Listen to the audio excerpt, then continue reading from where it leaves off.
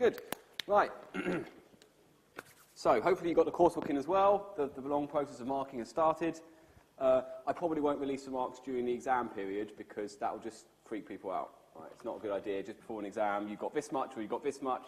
It's not going to go well. So I'll probably just shortly afterwards. Okay, so let's look. Someone asked about Windows domains. I'm only going to talk in briefly because I think they were asking from a point of view of how much detail do I need to go into on Kerberos, right? Which is, I will address this. And then Diffie-Hellman and RSA, because if you've looked at the past papers, you'll see they come up over and over again. And then we'll look at some past paper questions. So as a reminder, this is only a 10-credit module, so don't get too carried away with a 2-hour exam. It's just 60 minutes, and there are 3 questions. Right? So if you look at the last 3 or 4 years, you'll see your format's exactly the same each time, because I've written all those exams. Question 1 could contain anything, in principle, and it's pretty general, maybe a little bit, arguably a little bit easier than the second 2 questions to get people started. Then questions 2 and 3 will generally focus on some aspect of security, so for example, internet security or cryptography or something like this. Right? If you also look at the papers, you'll see that one of those questions is almost always cryptography. Right? I don't like to break from tradition, I like cryptography, so I'll just bear that in mind when you do your revision. You won't need to do any maths. Right? I'm not going to say, provide the totient of this number or factorize this large integer. Right? Anything crazy like that. No calculators are allowed in the exam because you don't need calculators. If you feel you need a calculator for a question, you're probably misreading the question. Right? Or I've really got carried away on the exam, but I don't think so. But you will need to understand how the mathematics of some of these cryptographic algorithms works. So I don't want you to perform RSA encryption, but you should be able to tell me how RSA encryption is performed, right, if you had a calculator with you, right, which you don't. Okay, these things are not on the exam, right? I've written this out, so I don't tend to focus too much on what's not on the exam. People wish I would tell them more, because then they could just, what's the bare minimum I can revise to get the maximum amount of marks? Right? It's a planning issue, not a revision issue, which I disagree with. Right? It's a learning about security issue. So these things are not on the exam because I consider them to be slightly out of scope, right? A little bit too much information that perhaps is not that important. Okay, so Galois counter mode, right? Know that it exists, know that it is an alternative to normal counter mode, and it also produces a MAC or a GMAC which provides authentication. That's pretty much all you need to know. Right? You don't need to know what a Galois finite field is, because that would be an entire exam all on its own. You don't need to know the mathematical proof of RSA, which I'm sure you've all looked at on the last slide of the lectures and been thrilled by. That is beyond the scope. Right? RSA works, but you don't need to know why the proof works. Apply cryptography, as I just said, you won't need to actually encrypt anything. Okay? Some people like to do things like Caesar ciphers on exams. I do not do that, because that strikes me as far too easy. I'm sorry about that. It's not going to help you get a job in cryptography. If you go to GCHQ for a job and you say, I can decrypt a Caesar cipher, they're going to show you the door. All right. Detailed historic accounts of viruses. Right? I don't care when the Morris worm was released. It's interesting, but it's not important for your knowledge. Right, what is important is what the difference is between a virus, a worm, what a Trojan is, what's a zero-day exploit, how does this interact with antivirus, right? Signature-based antivirus, heuristic-based antivirus, what kind of things can they detect, right? Essentially, a broad depth of knowledge around this subject area without going into too much detail on exactly who released what virus when. Right? What was the message embedded in MyDoom or something like that? Not important. Okay. Names, obviously, names like specific registers, like IA32 sysenter EIP, right, which is what's used for the entry point for system calls or sysenters, not important. Right? Just know roughly what it does. IP tables, snort rules. IP tables have been covered thoroughly in the labs and maybe a little bit in the coursework as well. Not important. Right? Snort rules, again, know what snort is. That's all. Okay. Now, a couple of people have asked me about Kerberos because the notation is pretty hairy in Kerberos. And also, I kind of throw it in at the end of a Windows lecture. I don't put a whole lecture on it. So, I'm not going to ask detailed Kerberos notation. Right? That means I'm not going to ask you in curly brackets to write the lifetime of a key and who it's for and which key this is encrypted under and all this kind of business. Right? But I might ask, right, because it's an examinable piece of material, you know, what the whole point of Kerberos is. Right? I'll show you an example in a minute of a couple of questions I designed to show you what I will and won't ask on something like Kerberos. Other protocols like TLS, IPsec, this kind of stuff, they are examinable. Right? I mean, IPsec's not really a protocol, but you see what I mean. So TLS is examinable. Right? It's not that complicated, and you should understand what each part of TLS brings to the table.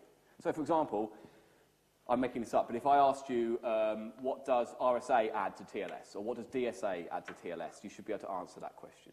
Right? Or another way of putting it, if you took RSA or DSA and certificates away from TLS, what would you lose? Right? It's another way of putting it. Right? You should be able to answer that question. IPsec, what's the difference between transport tunnel modes? What is an authentication header? This kind of stuff, right? Well, actually, not an authentication header because we don't care about the ESP, right? Encapsulated security payload. So, look at the past papers. If you have any doubts, just give me an email. Obviously, there's only a week left, but that's fine. I don't mind. Okay. If you ask a very good question, I might anonymously put it out to the whole course, right? Or put it on Moodle or something like that. Okay. So this is an example of a couple of questions I just made up on what the sort of thing I might ask on Kerberos, for example, to give you an idea, and the sort of thing I won't ask on Kerberos, okay? So part A, right, large organization has 50,000 devices. How does Kerberos efficiently allow secure communication between those devices? Right. Now, what I'm asking for you there is, what is it that Kerberos does that means that that's even feasible at all, right? So, broadly speaking, I mean, I haven't written a number of marks because I made this question up, but let's imagine that it's under 4 or 5 marks. I want you to talk about it's implausible to have shared secret keys between all 50,000 devices to all other 49,999 devices. Right? It doesn't make sense. So what you do in Kerberos is you authenticate with a domain controller, right, or an authentication server, and then you get tickets to talk to other devices via the ticket granting server.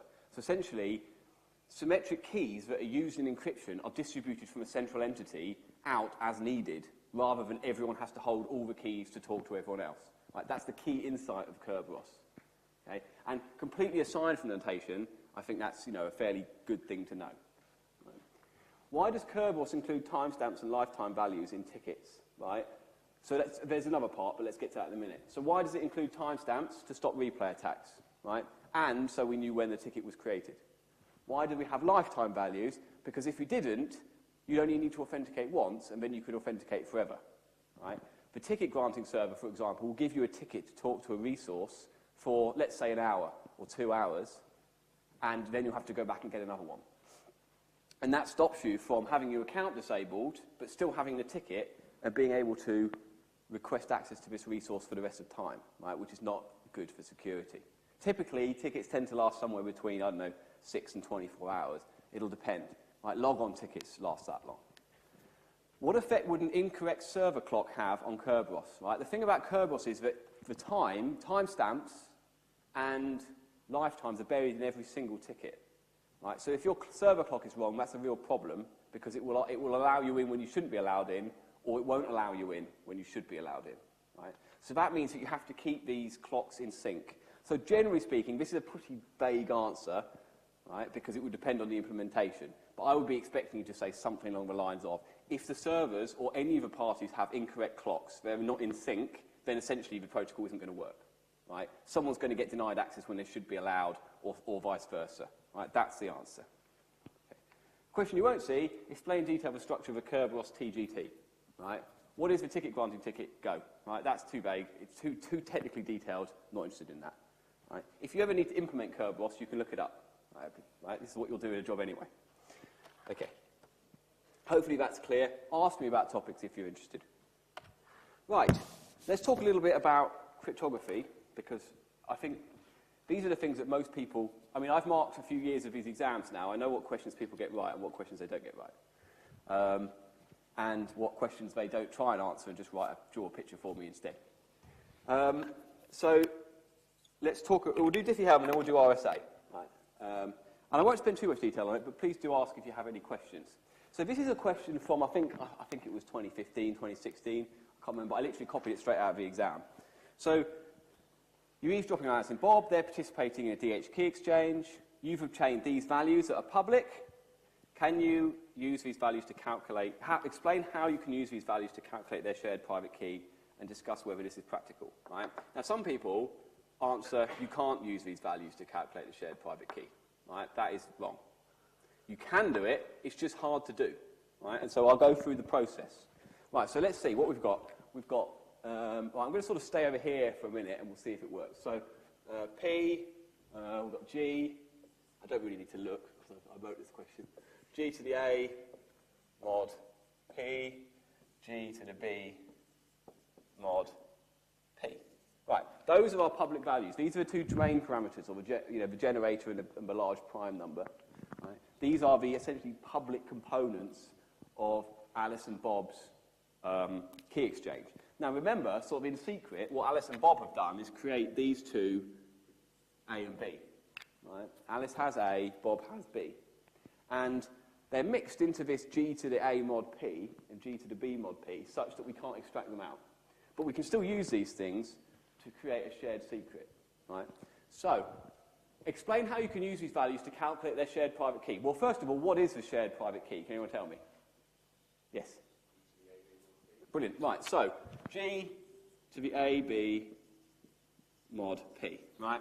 So that's the shared secret key. How would we, there are two ways we can calculate this, given this, I'm going to draw it in a box, this public information here. Right? We don't have these. Right? There's two ways we can calculate them. Either we do G to the B to the A, mod P. Right? Write the mod P in the exam. Oh, okay, I'll write it to make sure. Mod P. Right? G to the A to the B, mod P. Both of those formulae produce this value here, right, which is what Alice and Bob have, and we want as an attacker. Right? Now, we have these. So the question is, how do we go from here to either of these two formulae? Right? And the answer is not very easily. We don't. Right? What we have to do is we have to calculate either A or B. Right? If we have those, then we can trivially perform this calculation and extract and obtain the shared secret. Right? So how do we get A and B? Well, we have to solve a discrete logarithm problem. Right? You're going to drop marks if you don't use the phrase discrete logarithm problem. Okay. So, right, the discrete logarithm problem is something along the lines of what is the discrete log of to base G of P, of G to the A, let's say. So what A, right? So G was raised to what value, mod P, to get to this value? Right, the answer is A. So what is A? How do we calculate it? This is a discrete logarithm problem. Okay? You could do it for either A or B. They're both going to be pretty much equally difficult. Right? And so what I would want you to do for this question is first of all say, right, this is a shared secret. It can be calculated in either of these two ways. To do this, you need to know one of these two values, which we don't have. To get those two values, we have to solve this formula here, the discrete logarithm problem. And then you finally, that's basically most of the marks. And then, right at the end, discuss whether this is practical. Is it? No. Good. Because this problem is infeasibly difficult. Because these prime numbers are very, very big. Because these numbers are very, very big. Right? If these numbers were small, very easy to do. Right? So you would say, this is not an easy problem as long as the numbers are sufficiently large. Right? Don't forget that in Diffie-Hellman, we tend to increase the size of these numbers as computational power increases. So we're at about 2048 bits these days. About 5 years ago, we were still using 1024-bit keys. That was, in logjam, shown to be not particularly effective. Right? You could mention logjam in here if you wanted. Right? If you've got extra time, don't get too carried away. So, hopefully, does that make some sense? Right? Hopefully that makes some sense. You should also know, roughly speaking, what the key, not roughly, exactly speaking, what the shared secret derivation process is for Alice and Bob. Right? So they both generate their private keys, they calculate G to the whatever mod P, they share that with each other, and then they produce the shared secret like this. Right? So you should know that process. But I'm not going to ask you, with a P of 27, do this. Right? That's not what I'm going to ask. Okay. Good. Okay. So that's Diffie-Hellman.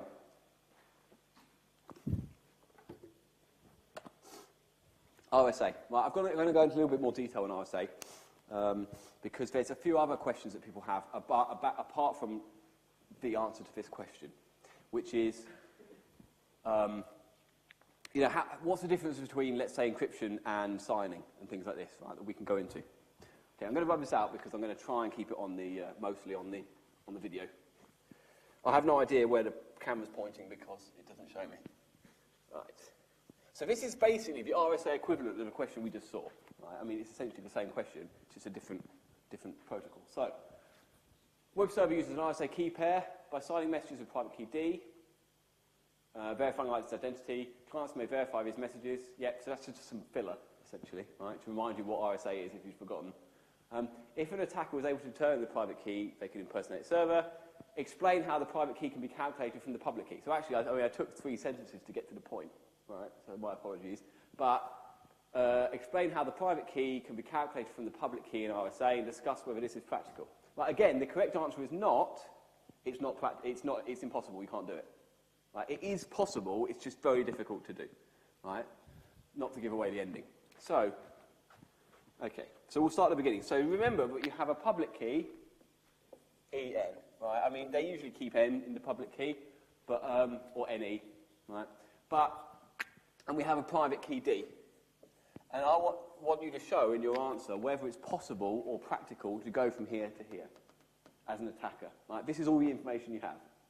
So, let's remind ourselves, I think I covered this in the last revision lecture, but I don't think it hurts to go over it again. Let's remind ourselves how this process works. Right? For some background on the encryption and decryption, right, you encrypt by taking a message M, you raise it to the power of E, mod N, and that gives you the ciphertext. Right? And you decrypt by going ciphertext to the power of D, mod N is M again. Right? So let's just, okay, so remember that's it. Right? You don't really need that for this, but people tend to write it down anyway because they think they might get some marks. So, E to the N, D. Right, so the first thing to know is there is a relationship between E and D. It's just hard to work out exactly what it is. Right? The relationship is that E times by D modulo the totient, the Euler totient of N is 1. Okay, that's the relationship. Right? I expect you to know that formula. Right? It's like 3 characters. It's okay. Right? That's how you calculate, when you're doing the key generation stage of RSA, that's how you calculate D. Right? Because you pick an E, usually 65537, right? Or 3, and then you go with it. Okay. So the question then becomes, what are the unknowns here? Well, we know what E is, because it's here. We know what N is, because it's here. We want to get D. We want to solve for D. We just don't know what this totient is. Right? What is this totient function? Right? Now, the totient, the Euler totient of N, is the number of values between 1 and N minus 1 that are co-prime with N, which is their greatest common divisor is 1. So, to remind you, of 9, the greatest common divisor of 9 and 2 is 1. The greatest common divisor of 9 and 3 is 3. Right? So it's how many numbers from 1 to 8 is it true? Right? Is a greatest common divisor 1? Now remember, the totient of 9 is 6. Now, one nice thing that we know is the totient of a prime number is that prime number minus 1. So the totient of some prime number p is p minus 1. Right? We also know that the totient of p times q, where they're both primes, right, is p minus 1, q minus 1. It's a g, right, like that. Okay? So the totient is not that hard to calculate if we know that these are prime numbers.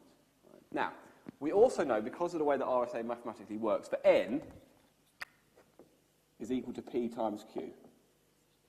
Right? We know there is some p and some q, just one of each, that multiply together to get to n.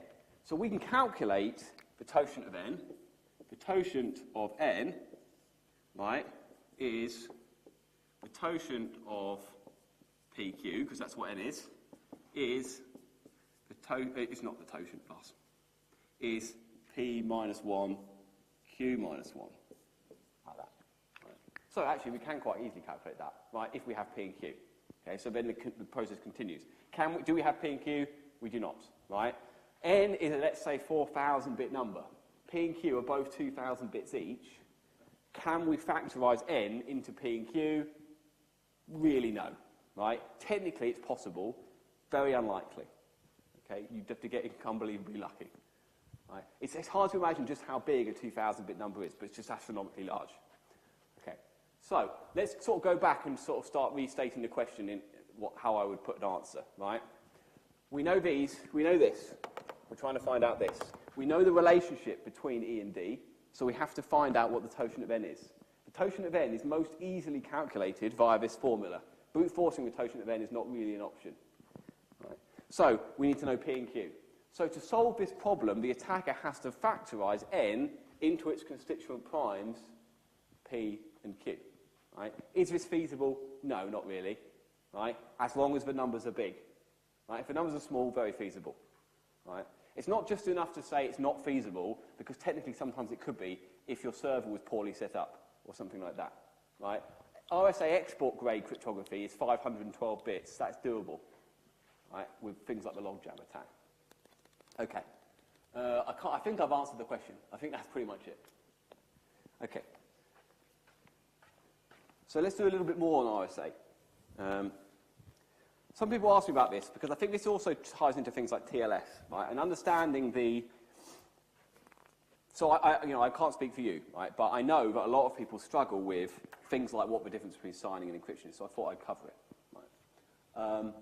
So, for example, what's the difference between RSA encryption and signing? What does a server signing a message achieve? Why is that good? Why is that a useful thing for us to have done? Right? And also a question I get all the time, which I think gives some insight into some of the security issues around things like TLS and RSA and certificates, is why don't we just use RSA encryption to pass things to servers rather than doing Diffie-Hellman, right? Now, you might already have an idea how to answer that. Hopefully, my idea will agree with yours. Okay, so what's the difference between encryption and signing? So, let's just get rid of some of this. Right, so this is encryption here. This is encryption. And this is signing. Right? Ish, right, with the C's and the M's flipped around. Right. The difference is, so encryption in RSA, it's all about who has the private key and who has the public key, right? Typically, in a system like this, we have a server and a client, right? Not always, but usually. So when we have a server and a client, it's the server that has a private key and a public key. So a big server S will have some kind of private key and will have some kind of public key. Now, because in RSA you can encrypt with either of the keys, right, then the server could encrypt things with the private key, or anyone could encrypt things with the public key, because that's been sent out and it's on a certificate. Right? So when we say RSA is being used for encryption, what we're actually saying is someone's encrypting with someone's public key and sending it to them. Right? Generally speaking, that's the way it would work. It's used for them sending things out. Right? It makes no sense to encrypt something with your private key and call it encryption, because only you could read that. So anyone can read that, sorry, because everyone has the public key. Right? So let's imagine I want to talk to a server and I want to send them a message that only they can read. I'm going to encrypt it with their public key. Right? So it will be message to the power V, right, mod n.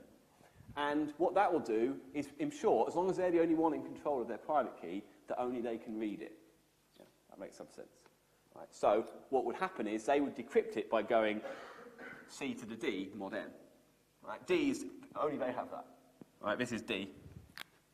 D, E, N. Like that. Right. So, anyone can send a message. Let's imagine we could have an entire internet infrastructure built around this idea. Right? Amazon could have one big public key, everyone would know what it is, and then every time we want to send a request to Amazon, we just encrypt something with their public key and send it to them. Right? Now there's the third question is there's a question of why we don't do that typically, and we use Diffie-Hellman. Right? And it's about perfect forward secrecy. Right? We'll get to that. So the alternative use for RSA is to encrypt something with the private key. Now obviously I can't do that, I'm not the server. So we're talking about the server doing that. So the server could encrypt something with the private key, and then anyone else could read it using the public key. So this isn't about confidentiality, this is about authenticity, right, or authentication. If we think that this public key and private key belong to Amazon, let's say, right? And they're the only ones in control of the private key. But if we get a message that's been encrypted with their private key, we know it came from their server and not an imposter. Right? That's the idea. So a digital signature is a hash or a summary of a message, right, signed by the private key of some entity to prove who they are. Right? It's like my signature at the bottom of a document. It's just it's much harder to forge because you don't have no one else has the private key. So, for example, in a TLS communication, the server key exchange message will contain in it a digital signature signed by the private key of that server. Right? And we can use that to verify their identity.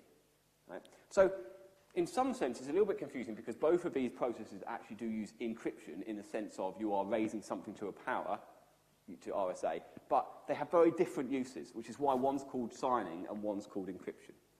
Right? That's kind of what I mean by that. So the vast majority of use for RSA in the wild, should we say, on the internet is for signing. Right? It's quite rare to see it used for encryption. We'll get to that when we get to the last thing. Right, so I've kind of answered question 2, but let's go into a little bit more detail. What do we get if a server signs a message? If we get a hash, so here's our message, right, and we get a hash of it, and then they encrypt it with their private key, right? What do we get from doing that? Right, well, what we get, hopefully, if we're sure that they're the only ones that have the private key, we get quite a lot. Because this private key is going to be associated with a public key that's going to be held on a certificate. Right? We have a copy of the certificate, which is signed by a certificate authority, so we trust it. Right? So we trust the public key. Right? We don't know anything about the private key, but we do know they have it because they just used it. Right? That's what we gain. So we gain as much as can be achieved over an internet between people who've never seen each other. Right? We gain some level of trust in this message here. Right, but it came from the person who they said it came from. Right? This would only be breached if this D was given away by mistake. Right? Which, I mean, it happens. Right? Or we shouldn't have trusted this public key certificate, and we did. That's another reason why we might have a problem. Okay. So what does server signing a message achieve? Authenticity. Right? Authentication of the server. Right? Now, as an example, in TLS, you can actually have mutual authentication. So mutual authentication is where the server requests a certificate back off a client as well.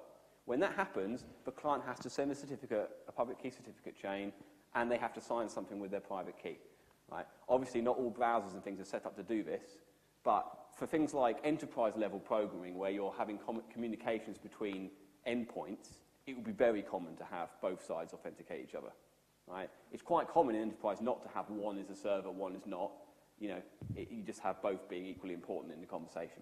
Right? It's only on the web that we typically only authenticate the server. Everywhere else, we tend to do both. Right? It just depends on the situation. Yes? Would secure messaging work that way as well? Yes. Well, you mean like WhatsApp and stuff?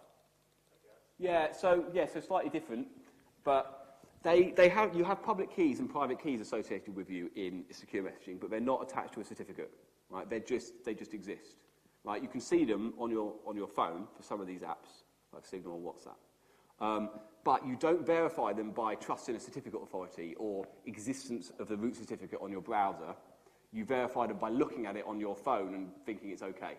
Right? So it's a kind of out-of-band, slightly different way that you verify public keys, but in principle the kind of same thing exists. Right? Also, I mean, I should know this because I just did a video on it, no. But the public key is not typically an RSA key for things like Signal or WhatsApp.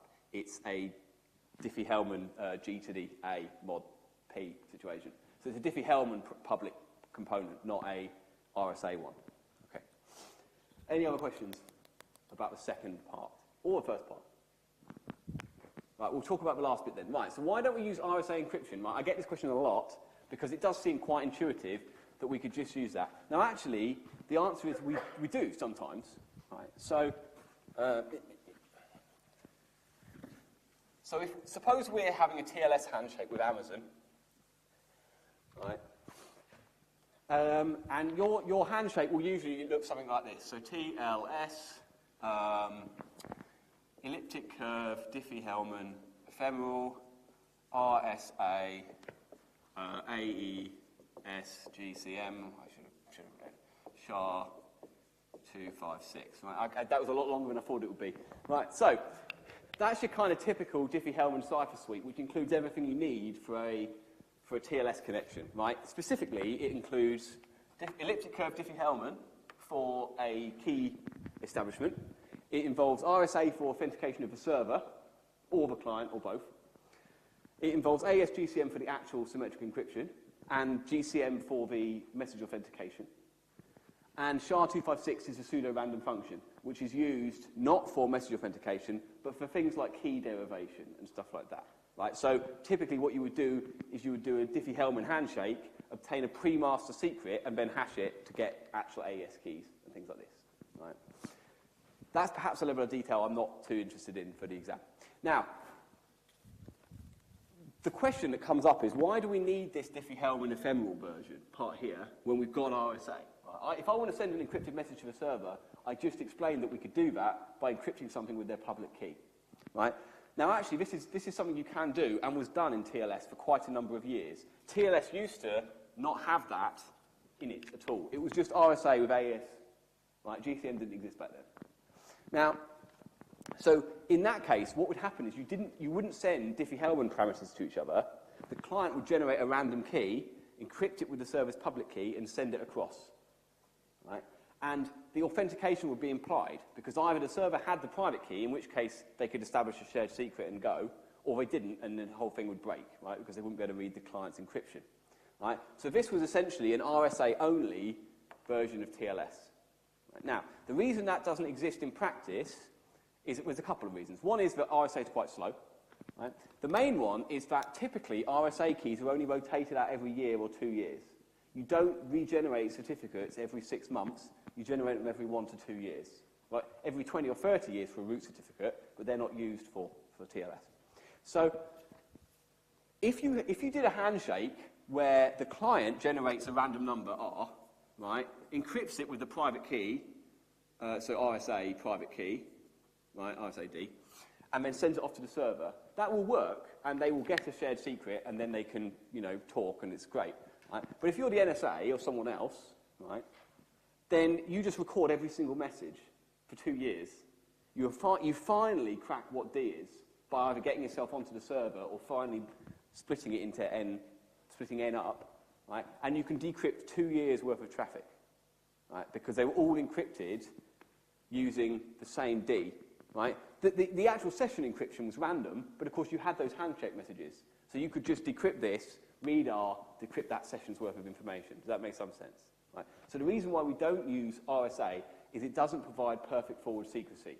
The idea that if we break the key, we can't read back in time. Right? If we break the RSA key, we can read everything. Right? So breaking the RSA key of a server doesn't allow you to read all of the traffic that server has ever produced. All it allows you to do is from now on spoof that server or use it to sign documents and things like this and pretend to be that server. Right? That's a big issue, but it's a different issue. Right? It's not an issue with the handshake. So, elliptic curve, Diffie-Hellman, or Diffie-Hellman ephemeral, was introduced specifically to combat this, to generate new keys. Now, Diffie-Hellman was first introduced on its own, where static keys were buried in the client or something like that. Then it became Diffie-Hellman ephemeral, and we started to rotate the keys much more often, every session, and then it became elliptic curve Diffie-Hellman because it's much faster to use elliptic curves, right? Remember, elliptic curves are as secure but with a much shorter key length, right, which is just way faster. So the answer to that bottom question is it's not secure to use long-term RSA keys as a basis for your encryption, right? Because if they get broken, you've got all that is lost. Right? They don't provide perfect forward secrecy. Okay. Hopefully, this kind of rambling that I've done has also given you an idea of what RSA is about in general, and the difference between RSA and Diffie-Hellman and things like this, and why they both appear in TLS, not just one of the two. Right. DSA, by the way, is exactly like RSA, except that it uses mathematics very similar to Diffie-Hellman, and it can't be used for encryption. It can only be used for signing. Right? I think I mentioned this in the lectures. I won't ask detailed questions on DSA. But for what it's worth, DSA fell out of favour because RSA was considered to be slightly faster for the same key length, but now elliptic curve DSA exists. That might become more, in 10 years you might only see elliptic curve DSA certificates rather than RSA certificates. Right. That's not an exam question, I just thought that was interesting. Okay. Right, that's the end. So I'll just look, for the last 10 minutes, we'll just look at some questions. If anyone has any specific questions, let me know. Okay, so I don't know, pick a paper, let's pick a start. I think we did 16, 17 last revision lecture. People ask me, when can I have the mark scheme? The answer is you can't have the mark scheme because I'm not allowed to give it out. Also, this question here, for example, let's not make it too easy for you. At least you have to pretend like you don't already know what the answer is. Okay. Give an example of something you are, something you have, something you know with respect to authentication, right? So I like to start off with a nice easy one to get the exam going. This is all the different ways you can authenticate yourself. So something you know would be a password, right? Something you are would be some attribute of yourself, like your iris scan or your fingerprint, right?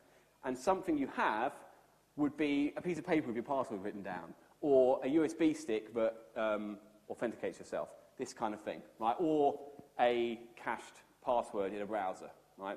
There's a lot of answers that would get you marks for this, right? Because there's a lot of different things you could know with respect to authentication. Right? Seeing as we're on the subject, multi-factor authentication is the idea of combining two of these things together to make it that much more secure. So that if there's something you know is given away, they don't have the something you have, right? And that makes it more secure. Right? I've answered this question before a lot of times. Right? Define three components of a CIA model. Right, confidentiality, integrity, anyone? Availability, yes, not authentication, right? That's a different A, and it's just confusing. Right? Confidentiality, integrity, availability. Confidentiality, things should be kept away from, or they shouldn't be disclosed to unauthorized users. Right, that's one way of putting it. Integrity, preventing the unauthorized manipulation of messages or storage, right? And availability, preventing the unauthorized withholding of information. Right? All I'd ask when you give examples is that you be a little bit more descriptive than just computer attacks or web attacks, right? Because that doesn't tell me anything about it, right? So an example of breaking integrity would be flipping bits in a stream cipher that's not protected by a Mac. Or something like that, right? Perfectly good answer. There's loads. I mean, messing about SQL injection to change database records. Right, there's loads of them. Incidentally, I wouldn't expect it for this question because it's only 6 marks, but one important part of integrity is that you should know that a message hasn't been altered, right? Because if you don't know that, we haven't really got integrity, right? We can't be sure. Okay, so that's what Macs do. Macs don't just stop someone from messing with a message, because actually they don't really. What they do is alert us when they do. So when a message comes in, we can know it hasn't been tampered with, right, which is a really useful property to have. Right? When you send your bank details off onto the internet, you really want to know that they haven't been messed around with before they get to the end. Okay. Explain the strengths or weaknesses of the password football. Right? So this ties nicely into your coursework, hopefully. Right, so the password football is pretty bad. But I expect more information than that in the answer. Right, so specifically I've asked, once hashed, it's subjected to a brute force and a dictionary attack. Right, so I'm going to want a comparison between the two attacks because they had different implications for this password here. Right, so let's first take the brute force attack. Right, on a very simple level, if you're doing brute force where you're guessing series of characters that tie together, then football is not absolutely terrible. Right, because it's 9 characters long. Yeah, 9 characters long and includes a symbol.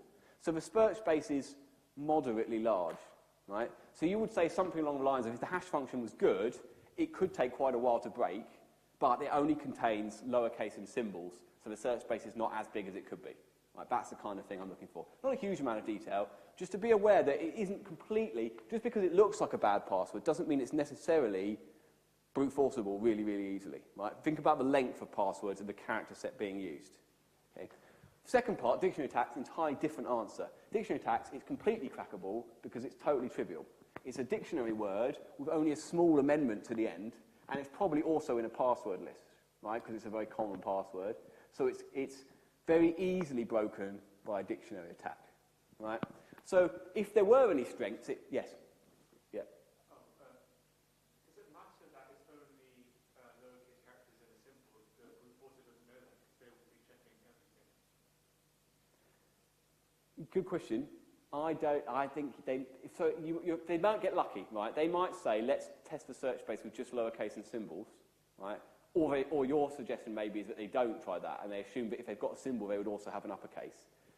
I don't think you can assume it, but you might get a little bit better, right? I mean, for 5 marks, you'll get 5 marks for an answer like that, but you might have spent 2 pages writing it down, and then you've wasted a lot of time. So it's a very good answer, but I would say that it's a little bit random whether it would affect the attacker or not, so I don't know is the answer to that. Actually, I do think it's probably quite common for an attacker to skip lowercase symbols as a search space, because they'll just crack straight onto the bigger search spaces. But it's possible. Okay. Where are we? Okay, yeah. So the strengths are, it's 9 characters, it contains lowercase and symbols. That's about where the strengths end. Everything else is rubbish. Okay, explain DNS spoofing, brackets DNS cache poisoning. Right? So DNS cache poisoning is this idea that so remember that DNS is where you type in a URL, so www.google.com, you send out a DNS request to try and work out what the IP associated with that domain is, and you get back from some name server a response that says it's this IP address, and that's the one that your browser connects to. Right? I mean, domains are not exclusive to the World Wide Web, but that's typically where they're used. So the issue is, so a DNS cache poisoning attack, right, or a DNS spoofing attack, is where a response comes back from an attacker that convinces you a different IP owns that domain. Right? So I, as an attacker, I'm Amazon, and I'm the Amazon name server, and I have this IP is the actual Amazon IP, and in fact it's just mine, and then you go to amazon.co.uk and you end up on my server where I've installed an exploit kit or a keylogger or something like this. Right? That's the idea. So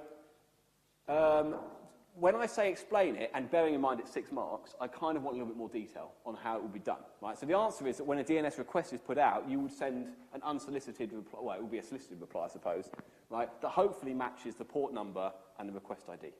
Right? It's not always that easy, as you know, because we covered some slightly more difficult challenges, but that's kind of a level of detail. Right? If that happens, then what happens is the name server and your computer will cache that value for an extended period of time, and from then on, always visit the wrong website.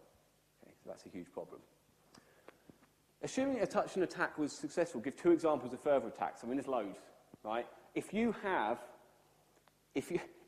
now the web server responding on behalf of Amazon to some guy, then you can do things like serve up malicious JavaScript, exploit kits, right? You could spoof. So you could serve up a thing that looked like Amazon, but it wasn't, and then you captured their credentials. There's all kinds of things you could do. Okay? That's why certificates are so important.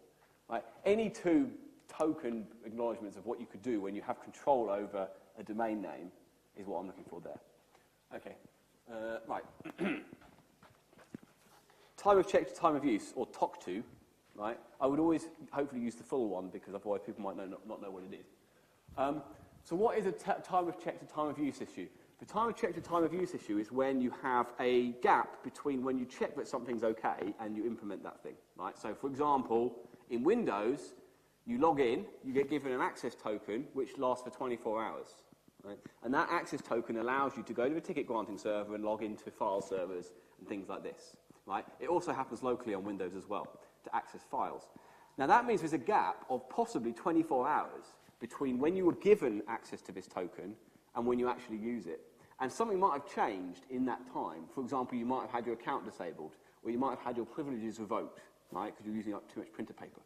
So between those 2 times, that's when we have a time of check to time of use issue. The time of check is when you logged in and were given the ticket. The time of use is when you used your ticket to perform some action that maybe you shouldn't have been able to do.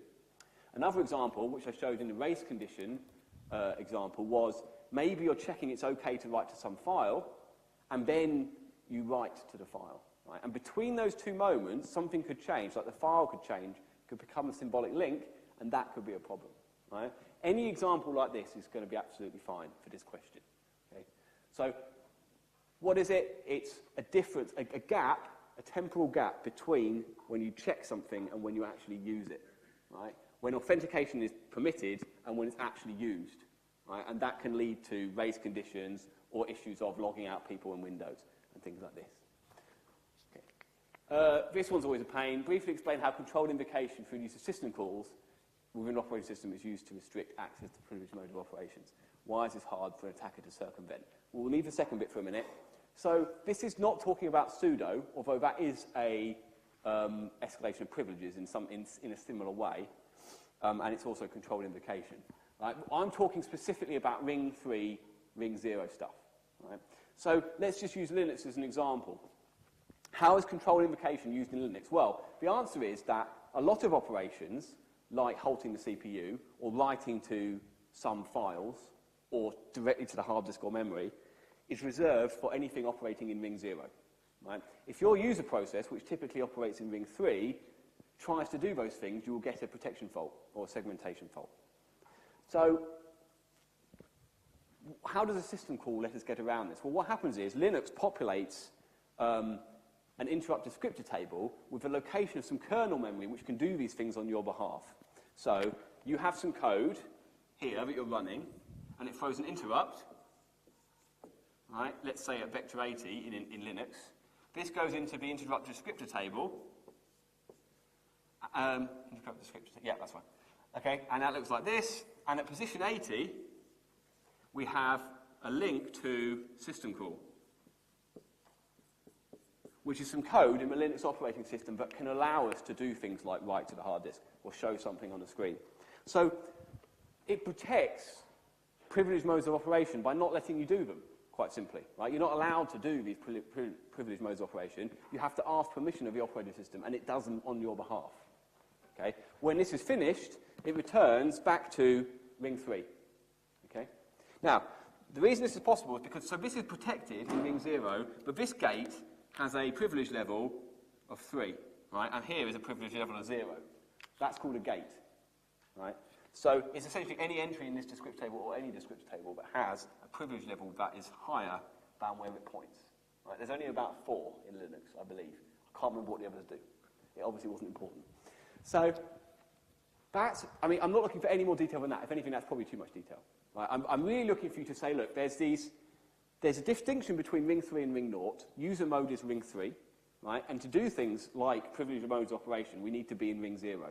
To get in there, we have to throw an interrupt at vector 80, and that moves to kernel space, or ring 0, but only via this code, and we can't do anything in that code. Right? So then it safely returns back. Why is this difficult for an attacker to circumvent? Well, for an attacker to circumvent this, I mean, let's assume for my answer that we're in ring 3, right? If they're in kernel mode, then they don't need to circumvent it, right? So you're in ring 3 as an attacker. To get in, you have to edit this descriptor table, right? Or find a way to put the CPU into ring 0, right? There is no way. This gate is the only way to do it, right? This interrupt descriptor table is protected in kernel space, as is all the other kernel code, including this system call function, right, in ring 0. So you can't change those things because you'll get a protection fault or a segmentation fault. Right? So it's hard for an attacker to circumvent because the only way to change any of these things is via this gate, and this code doesn't do that, so you can't do it. Okay? Hopefully that makes sense.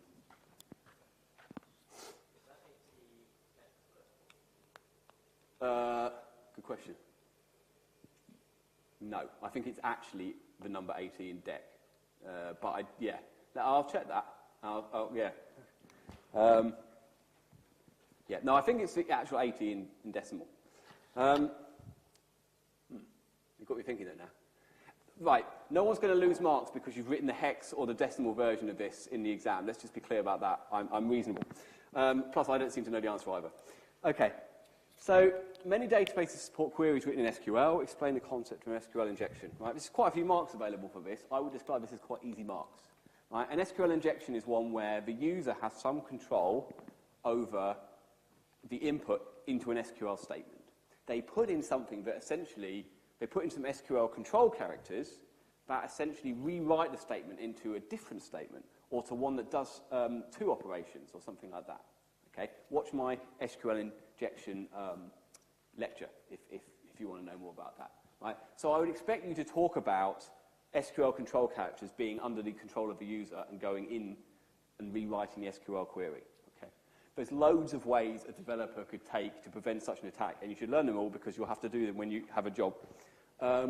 but some off the top of my head are stored procedures, right? So some SQL queries don't take user input at all, but just a procedure that's stored at the back end of an SQL database. Parameterized queries, right? This is where you send the SQL command first, and then you send the parameters in a separate call, right? Yeah, or attach to the call later.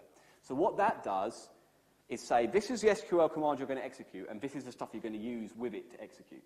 It doesn't allow you to rewrite the query in that way, right? Because the query is the first part you send, and it's unalterable. Right? So then, if you put in hashtag colon dash dash space as an input, it will just be put in as a parameter and be executed as ASCII text, right? And it would have no effect, apart from it would be sitting in the database, you know, as your username or something. Okay, what else? Okay, privilege, what's it called? Principle of least privilege is a good one, right? And one that people forget. So you don't prevent SQL injection, but you mitigate the effects of SQL injection if the username that's connecting to the server only has access to view exactly what it should do, right? You don't use your script, your PHP script, logging in as root to connect to the server, because then if you get SQL injected, they can drop all the tables. So what you do instead is you have it on a view that just sees exactly what data it needs to present the page to you. Right? This is the principle of least privilege. Don't give things more privilege than they require to actually execute. Right? The same the same principle is used in Linux with sudo. Right? The majority of things don't need sudo access, so you don't use it, and you use it for special cases when you have to. Right? I feel like there was another one, but it'll come to me in a minute.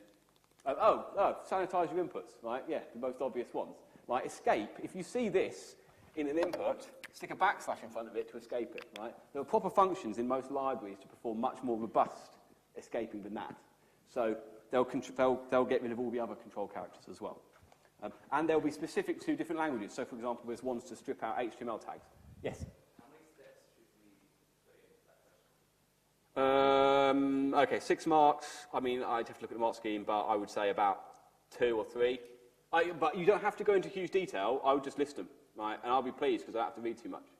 So just literally just start spouting off some... as long as I'm clear what you're talking about, then it's good. Okay. Well, it's nearly time. Okay, I'll very quickly explain the difference between signature-based and heuristic-based malware.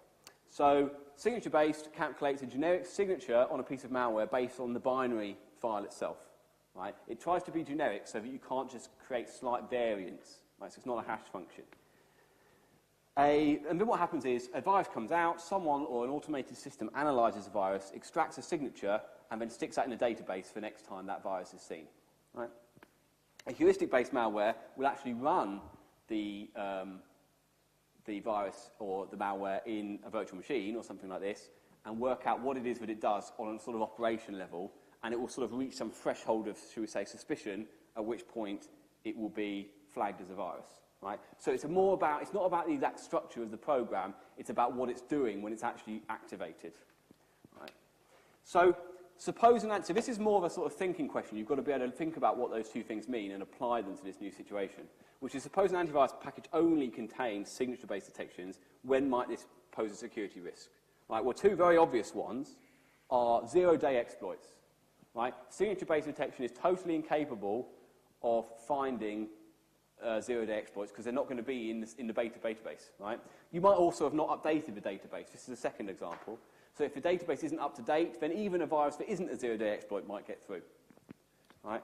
And if your signatures are not sufficiently generic, then a variant of a worm or something might also get through, right? So those are ways in which this might pose a security risk. Okay, we'll leave it there. Best of luck for the exam. Do email me if you have any questions.